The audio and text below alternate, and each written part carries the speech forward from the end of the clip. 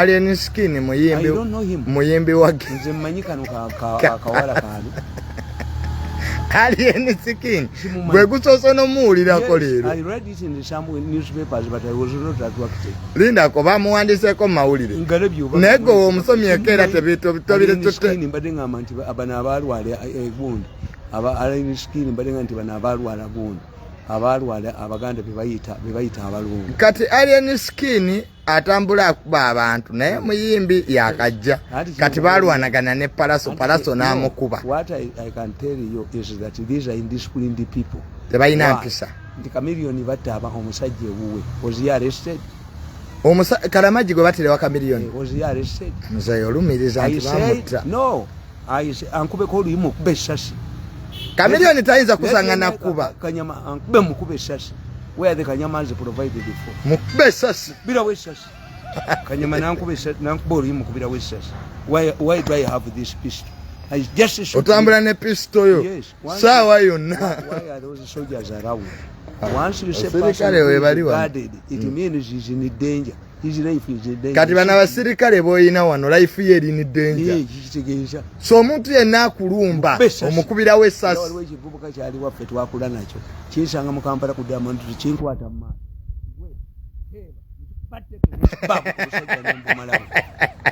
Hano sikijjanjaba.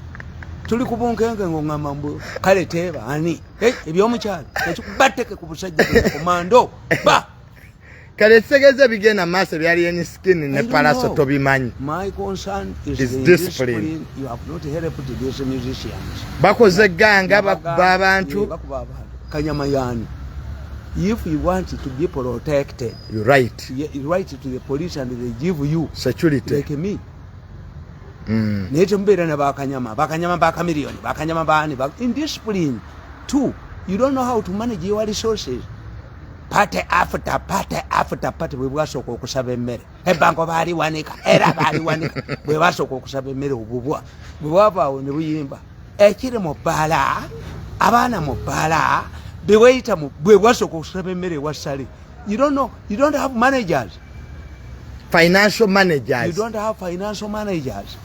Abazungu banana abekubibe managers. But you cannot have a manager and move falling in love. Some of these musicians, we have a composer, we have a writer, we have somebody with a nice voice. Kate mubawula. Oluyimba lwagundi lwe lwasinze gwe. Kyemba buuza. Ekyuma bwe kyalula akakoko kaba kaakyo. Kati mzee segeza gwe bya Alien Skin ogaito mumanyi tomuuliranga nako. Ngamye musomi kati mawulire. Omusomye leero mawulire. Nendowooza yalwala gundi era madde munonyi omubuulire kuba gwobimanyi. Nti obwo obulwadde bwe bayita abalongo ekyuba babujjanjaba. Abadde manyi yalwala. Naye Palaso y'omumanyi. Palaso yankubako oluyimba. Yakuyimbako oluyimba ng'akuvuma. Nali mungenda mu baby ko mwenda ku stage. Ate bwe yali anoonya akaluke mutumire looking for me. Palaso yali anoonya akaluke. Oli musiru. Yakunoonya. Walaze ennyumba ey'amaanyi. Ate onoonya ki mu bayimbi gwe wagaggawala. Kano bampasudde omukadde yakupasudde. Ate omukadde omuzungu ye yakapasudde. Bampasudde. Majovuma mu abayi. Ennyimba zibagoberera. Zimaane zikakinga apu nabo. Kibuyaga byajja nabyo kwaba agenda mweyinjaddusi. Kati gwe kyoyina discipline yaabwe. Kwata yageddukamu NRM yote batakisi. Tudduke tuwageddukamu. Okay, the question abantu ganga zina abayimbi ze bakola era abantu ze basenze okusaako nnyesira. Nti mumulowooza mu Africa anybody can acquire diplomatic immunity. To be a singer mumulowooza nti bana abasajja bawe wrestlers bakubira ebikonde police bakwata etya. One, they know tebakuba na bakazi baabwe ababola ba wrestling. So muyimbi talina immunity. No, mu mateeka. Journalists say we are the forces state. How do you qualify to be a forces state? To be responsible and objective. Mumawule tulimu abatandika tuli babiri bakatega yajja luvanyuma yajja lekakuza mutale. Gundi yansanga mu Kakande. Have you ever seen Kakande arrested? Have you ever seen me arrested over a story? We are trained. A journalist lives enjoys little privileges above and over other members of society. Wamuli bamukutte tokwatibwa. Wamali okwatibwa. Those are professional hazards. What otwala kikamera ekinene mu riot. abazungu babatta bameka. How many journalists are killed annually? Mu Uganda mulimu bameka. Abatibwa buli mwaka. Any journalist languishing in a prison of a story. Tewali. Kuno bwamune tabuleta antwe. Ne babweyambisa bukube muhozi. Kuno bwabukedde. Look what this book. Kankubuze mu bwabukedde obwo. Kakati walese DNA advertising agency. DNA. You are going to, a man is going to kill his wife. Mukuba kuba siru onakwa omusajja omukulu ono gundi nesimu nenya yakubanga bifana. I saw that man ngakuba bifana. Mukwano gwange tumanyigana. Neche yakoze no swaza mukazi wo. Nti abana banasi babo. Ya wagenda ko kulutalo. DNA. If DNA is effective, then we should use it for criminal purposes. DNA alibadde tukwate. If DNA is effective, nga mwakola gundi endanga mundu. Singa butewachi ali kubba butali.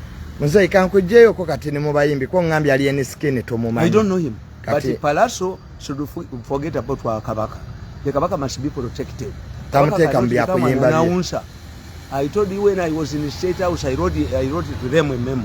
I said, don't make Museveni a DJ. Bamukubi obufaananyi bamukoze batya. Mpeka ne mpeka ngoma mukwayo yagala kulya center tujoza tumaziwa tujoze buli mwamu joze. I stood up my ground and I wrote, the president of Uganda is not a DJ. Taina yimba. No. Ebyampenko ni mpenko. In fact, who is the Ndabagambo for history Simumanyi. Omusajja bamuyita Marcos, Ferdinand Marcos, yali mu Philippines. How did he win elections? His wife, he married a Marcos, was a singer. Yemu mobilizingiranga ki abantu. I told you about a man, an American president who was a tailor. The moment he started tailoring his suits, the American Congress decided to give an American government president a suit bisatu munkaga mutano.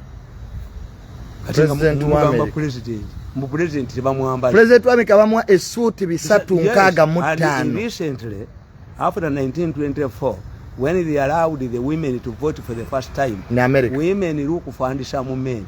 Many American presidents are handsome men. Two, they are tall. American height. See basketball yeka.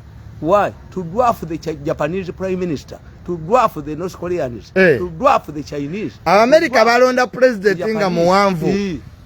Adwafinge ba prime minister ba Japan, South Korea, twala China. Yes. Bintu bino nga biri mu logic. Public relations.